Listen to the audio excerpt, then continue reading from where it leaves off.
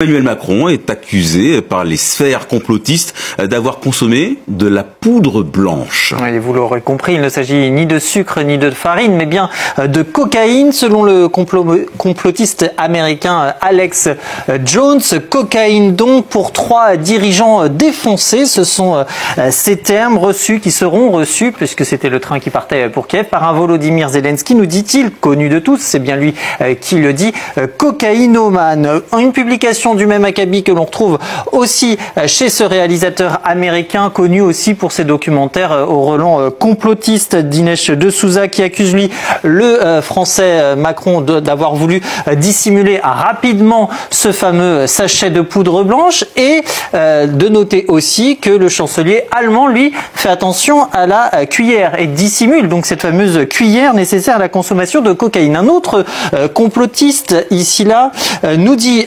sensiblement la même chose, tout comme un autre propagateur de fake news avéré, Silvano Trota, et selon eux, preuve en est, eh bien c'est cette vidéo, même séquence donc que l'on va découvrir ensemble. Nous sommes donc dans la nuit du 9 au 10 mai, nous voyons les 3 dirigeants à bord du train qui les mène à Kiev, et ce qui retient l'attention, c'est cet objet blanc que l'on voit ici, qui a donné lieu à toutes ces interprétations.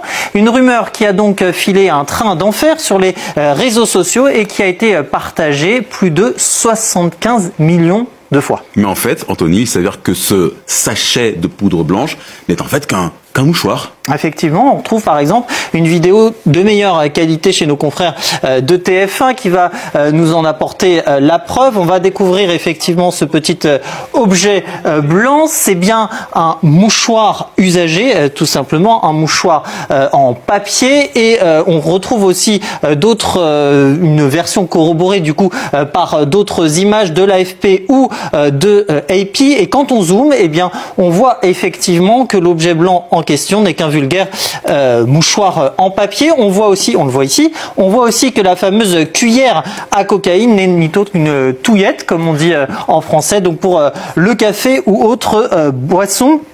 Alors face à la propagation d'une telle rumeur, l'Élysée s'est-elle empressée de démentir en publiant justement 2 images. Ceci est un mouchoir pour se moucher, ceci est l'unité européenne pour faire avancer la paix, de publier donc ce message. Quand l'unité européenne dérange, la désinformation va jusqu'à faire passer un simple mouchoir pour de la drogue. Cette fausse information est propagée par les ennemis de la France, à l'extérieur comme à l'intérieur.